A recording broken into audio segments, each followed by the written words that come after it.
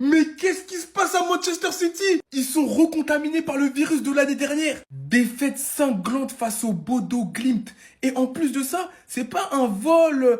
Ils les ont marbrés. Ça a joué le total football, football régal. Une touche de balle, combinaison City. Ils étaient dépassés. Cet attaquant, je sais pas comment on prononce, un Or ou Og, trop fort. Il a éteint déjà, il a mis un but. Donnarumma, il a sauté comme Lucas Zidane. J'ai fait une vidéo sur le spam, allez voir. Doublé en 2 minutes de jeu. Mais c'est pas ça le pire encore. Dites-vous, en deuxième mi-temps, jusqu'à la 75e minute, Erling Haaland avait touché un seul ballon. Il reste sur une série de 7 matchs, 0 but. 7 matchs, 0 but. Sans parler de Rodri qui a pris un carton rouge, il a pris le bouillon. Sa prestation, elle m'a fait de la peine. J'ai dit, c'est lui le ballon d'or 2022, 2023. Bon, bref, c'est lui le ballon d'or. Il était dépassé, il en a vu des vertes et des pas mûres. En plus, il couronne le tout avec un carton rouge, un tirage de maillot. On dirait qu'il voulait plus jouer. Tu rajoutes à ça un fraudeur, mais méconnaissable. Même moi, hein, j'ai toujours dit que c'était une fraude, mais là, c'est plus qu'une fraude. Là, c'est abusé.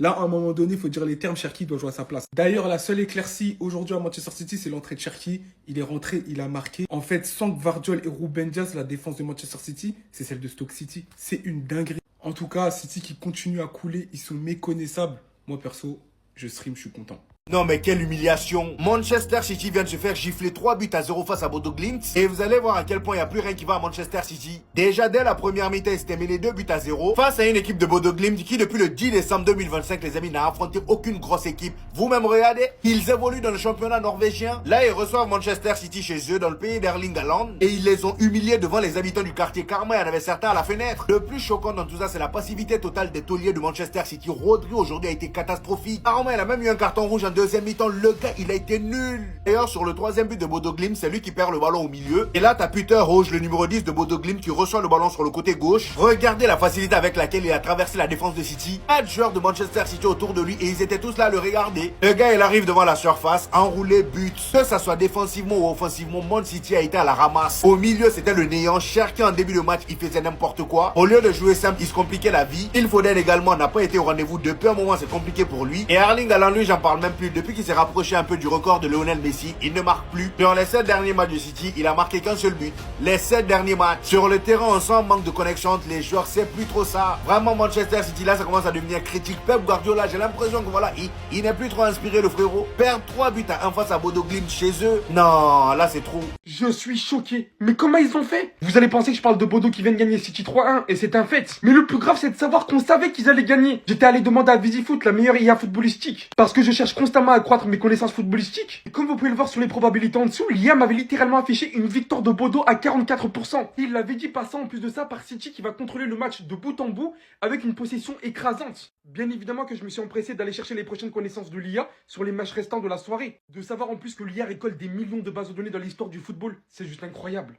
VisiFoot l'avait vu, mais pas toi. J'ai d'abord rappelé à Rodri que City était meilleur sans lui, sans son retour. Complètement dépassé, Pep Guardiola prend 2-0, aucun changement, il prend le 3e. Aujourd'hui, ils ont subi la pression norvégienne, ça a rappelé des souvenirs à Haaland, croyez-moi. Non, parce que le jeu destructeur de Bodo Glimt ce soir, j'en parlerai à mes enfants. Sans aucun complexe, sortant leur meilleur jeu offensif, ils ont mis à l'amende à City. Des têtes, des buts en dehors de la surface, des éliminations. Tu colles. La prochaine fois, faut pas faire confiance à Pep Guardiola, faut faire confiance à VisiFoot, les gars. Lui, Woldo, on a compris. Mais lui, c'est qui son père? Que là, on dirait qu'ils ont les mêmes gènes au cage. Dès qu'il s'agit de sortir, dès qu'il y a un centre côté opposé, ils font exactement la même chose. Des danseuses étoiles. Zidane face au Nigeria, il a sauté, le ballon est passé entre ses jambes. Donnarumma contre Bodo Glimt, une équipe de nationale norvégienne, j'ai l'impression.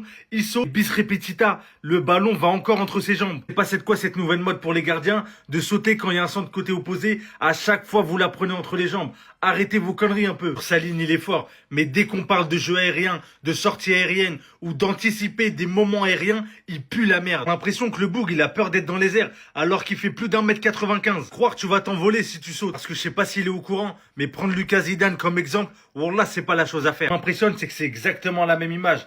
Sauf qu'il y en a un, c'est côté droit, et lui, c'est côté gauche. Un glitch qu'il faut patch, parce que je vous le dis, je commence à en avoir marre. Chaque équipe que je supporte, j'ai un gardien qui fait des trucs bizarres dans les airs. Pas normal de faire des sauts comme ça et de se prendre des buts comme ça. Pour moi, c'est une faute professionnelle. C'est une dinguerie monumentale. On s'est tous moqué de Lucas Zidane quand il s'est fait prendre la tête piquée d'Osimhen. On a dit, mais pourquoi il saute? Pourquoi il saute alors que le ballon est à ses pieds? On l'a tous critiqué de fond en comble. Et si je vous dis qu'un gardien de classe mondiale, peut-être le meilleur gardien du monde l'année dernière, vient de faire exactement la même chose. Il s'est pris le même but copier-coller. Gianluigi Donnarumma contre Bodo Glimt. Exactement la même situation. Sauf que c'était un but miroir. Là, c'était un centre venu de la droite pour la gauche. Là, c'est un centre venu de la gauche pour la droite. Tête piquée. Donnarumma, il anticipe que la balle, elle va aller en l'air. Mais non, la balle, elle va à terre. Est-ce qu'on vient de découvrir un nouveau point faible des gardiens? Il smatch la balle sous les jambes de Donnarumma. Et Donnarumma qui est complètement trompé. C'est une dinguerie monumentale. On a critiqué Lucas Zidane pour que l'un des meilleurs gardiens du monde se fasse prendre la même chose, pardon. Non, franchement, soit on aurait dû être indulgent avec Lucas Zidane, soit Donnarumma. Quand je décide de poser mon téléphone à la mi-temps, c'est qu'il y a problème. Il y a gros problème. Max Allène, ce qu'il nous a proposé sur cette première mi-temps. Même performance que Samson Pusey nous avait produit l'an passé en fait.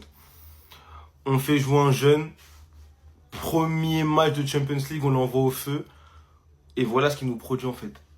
2 erreurs, 2 buts. Ce qui est terrible dans l'histoire là, c'est que Max Allène il est en perdition totale. Là, il est plus dans son match. On va le faire entrer à la place de qui? Dias, il est pas là. Gvardiol, il est pas là. Stones, il est pas là. Gueye, il peut pas jouer la LDC. Il reste qui? Ake. Donc on va sortir Allène pour faire rentrer Ake, mais oh là là là là, c'est terrible. Me manquait tellement les frères, un point inimaginable. Si je pouvais vous donner mes chevilles, mes jambes pour que vous puissiez jouer dans de bonnes conditions, je vous les donnerais là tout de suite. Gvardiol, Dias. C'est tout ce que City a un jeu de possession.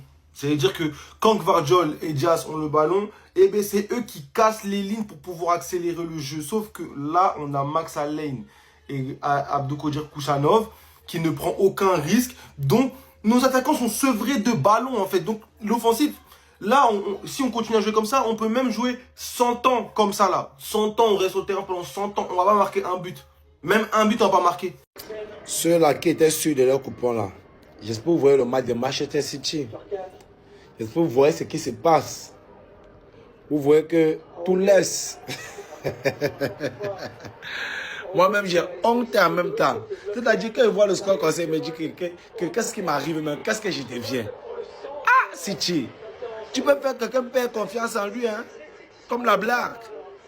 Et tu devant le match, mais si tu ne joues rien, alors ça, si tu ne joues rien, vraiment, rien. Les maudits là. Ah.